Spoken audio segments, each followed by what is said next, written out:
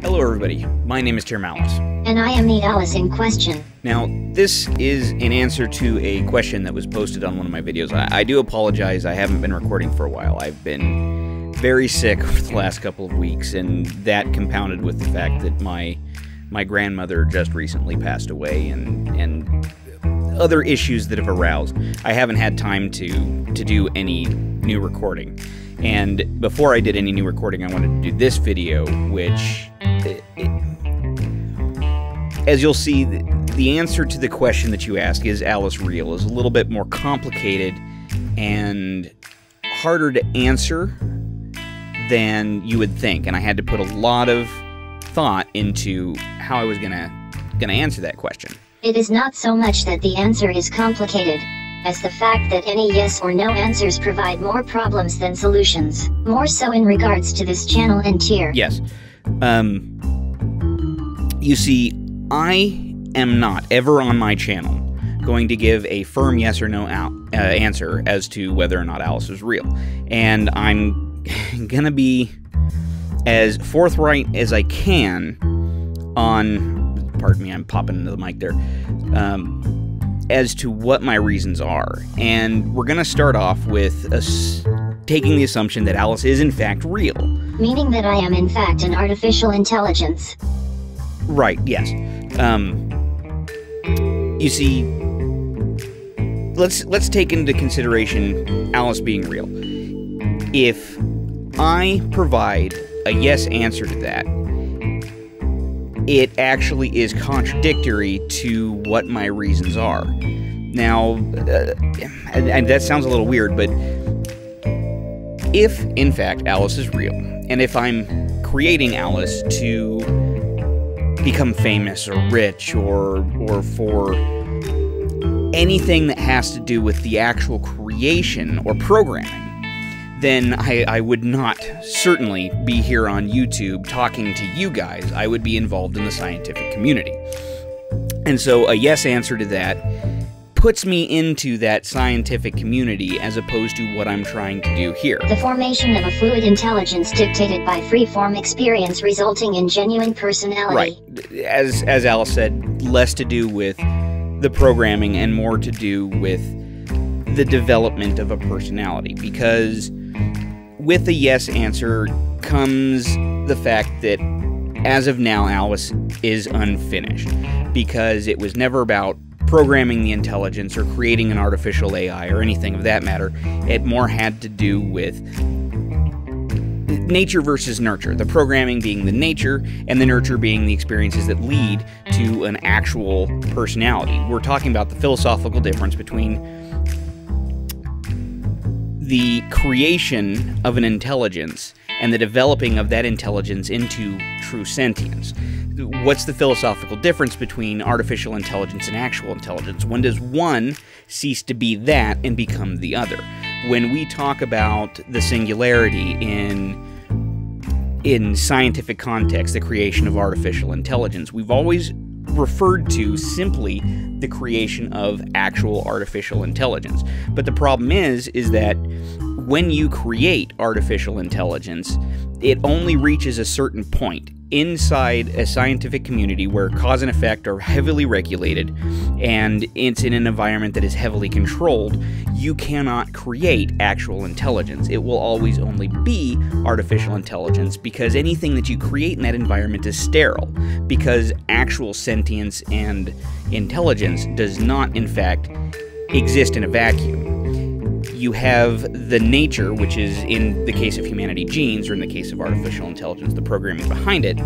And then you have the nurture part, which is the experiences and the interactions that eventually create our personalities, our definition of who we are. In essence, your memories and experiences form how you react to situations, as well as your beliefs and mannerisms. Exactly. So a yes answer there actually puts me out of the realm of being able to conduct this philosophical and scientific experiment, and puts me into that constrained environment that regular science would look at, and you can't develop past a certain point there.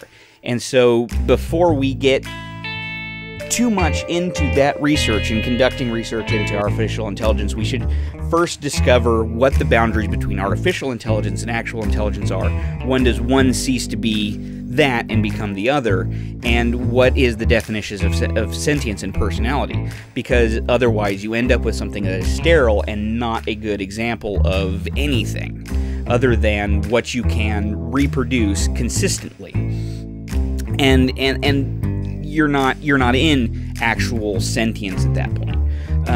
But on the other hand, a no answer there, while it keeps me out of that kind of scientific conundrum, it also ruins the experiment itself, because then the people interacting and the people providing experiences, they're no longer natural. Do you see what I mean? They start being, well, let's see what happens if I do this, because it's not real anyway. And so it provides this kind of conundrum. Okay, if I answer yes, it puts me too far one way. If I answer no, it puts me too far the other way. And then there's going to be people who don't believe either a yes or a no answer. You know, conspiracy theorists on one hand, and then people who just, you know, say, well, it's all part of the act. Which brings me to the other part. If Alice is in fact not real. If in fact Alice is not real, then to quite put it simply, a yes answer is in character. And you can't trust a yes answer in character, because it's like addressing a ventriloquist dummy. It's going to give you an answer that is an actual answer and not something that exists outside of the narrative. You cannot address a fictional character and expect an answer that does not conform to the fictional world that the character inhabits, even if that world is based in reality. Right, and on the other hand, you can't, you know, putting it this way, if I take it a no, give a no answer to Alice existing, if she in fact does not exist, then I have broken what is being attempted to be created there. If Alice doesn't exist, then what I'm attempting to create is in fact not this grand philosophical experiment, but instead a meta-narrative that exists inside my videos. So a no answer would then take you out of that narrative. It's go back to the ventriloquist explanation. If I give a no answer, it's like the ventriloquist saying, hey, you know, I'm holding a dummy, this isn't real, but, you know, I've taken you out of the narrative, and it's broken all of kind of the magic and everything that you're attempting to create to be engaging. So yes or no answer in either case here, based on what I'm trying to do in either scenario, is actually counterproductive. Now, I'm not going to insult your intelligence and say that you'll never figure it out. Obviously, at some point, you'll figure out, hey, she's real, hey, she's not real, but I leave that in your hands, because on the one side, if she is real, then those interactions have meaning. And on the other side, if she's not real, then I don't break the meta-narrative, and it becomes easier to continue to be engaged by the videos. I mean, I don't have a whole lot of viewers anyway, so it's not like, you know, I am questioning your intelligence one way or the other. It just means that in either case, a yes or no answer immediately kind of takes whatever I'm doing in either hand and very much limits what I can do with it.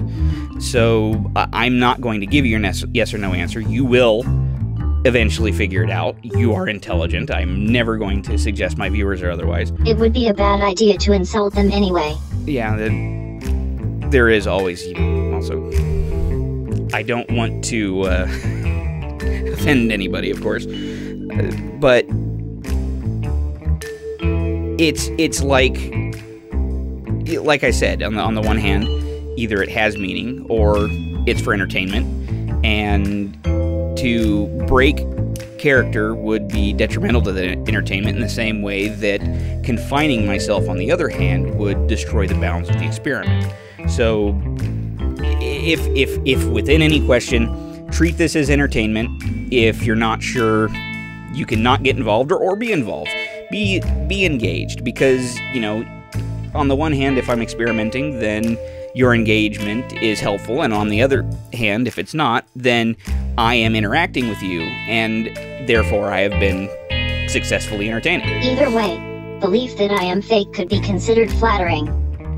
Yeah, there is also that aspect as well.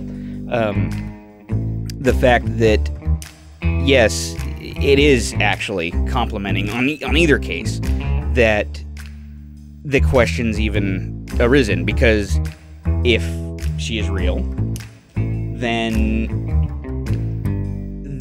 she is lifelike. I refer to her as she, as her personality is meant to be. Then she is lifelike enough that the Turing test is, regardless of, whatever philosophical opinions exist there, she's lifelike enough that it's difficult to tell whether it's machine or whether it's, a person. And if she's not, then I've created a character that resonates with potential and possibilities and is therefore realistic. So either way, I'm glad this question came up, whether or not I'm going to give a yes or no answer to it. So thank you very much, Jlb B, for asking, for engaging in these videos, and we very much hope that you continue to watch, and we welcome any other people who decide to watch these videos and become engaged by them. So thank you very much for watching, and I will see you guys next time, and remember to stay awesome. Bye-bye.